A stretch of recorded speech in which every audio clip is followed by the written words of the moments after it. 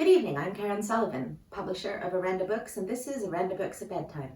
Tonight we're traveling to Edinburgh, and Doug Johnston is going to be reading from his amazing thriller Fault Lines, which was the first book that we published by Doug.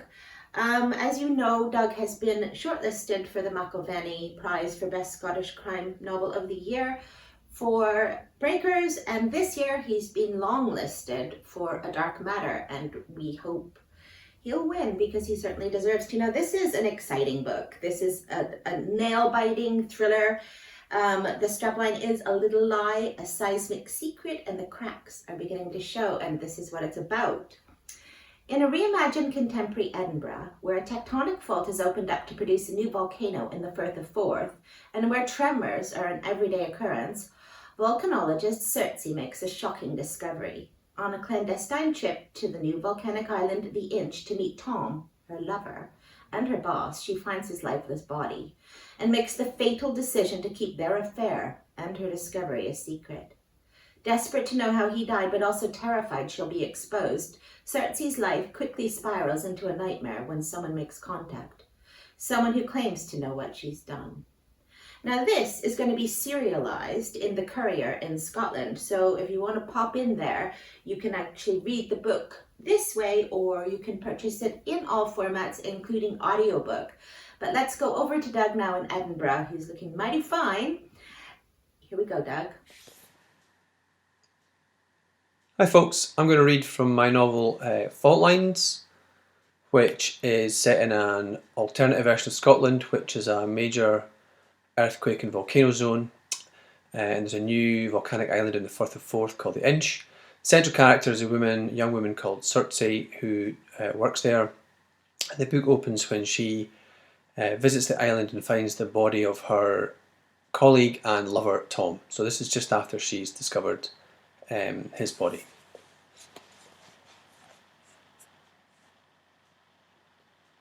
Above her, the crows and gulls suddenly stopped fighting and flew higher into the sky. She put her hands to her face, covered her eyes. She sat on her knees for a moment, then felt a vibration, subsonic, a sensation she recognised. It grew stronger and the sand shuffled around her knees. She felt a ripple through her body from the land beneath, an earthquake, a pretty strong one. She tried to get up, but a judder pitched her forward and she rested her hand on Tom's chest for balance. She pushed up and eased herself to her feet, spread her weight as she'd been taught, looked at the gulls way overhead. The ground kept shuddering, no rhythm to it, creaks and tilts. Even though she'd lived a lifetime with them, she never got used to it. She tried to imagine a time before the Inch, before the new fault line had opened up, when Scotland never had an earthquake worth mentioning. But it seemed impossible. They were as much a part of life now as breathing.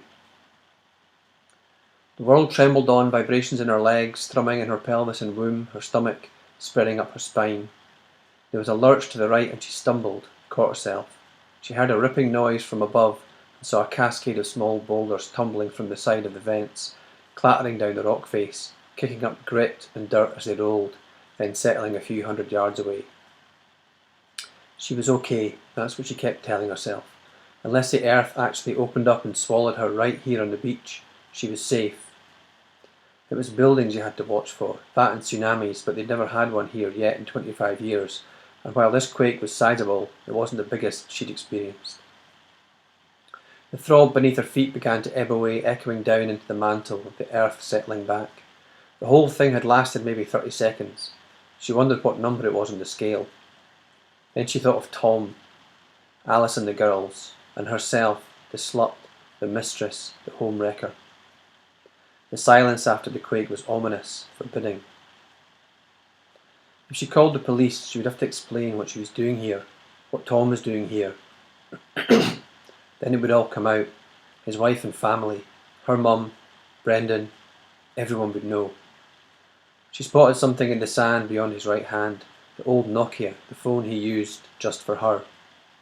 She looked around at the shore, wondered where his boat was. The birds were returning, getting closer above her head.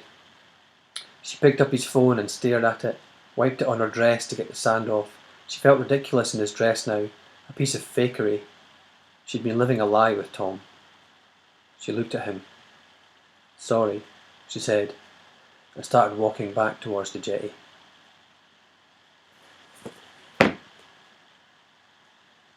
Thanks so much, Doug.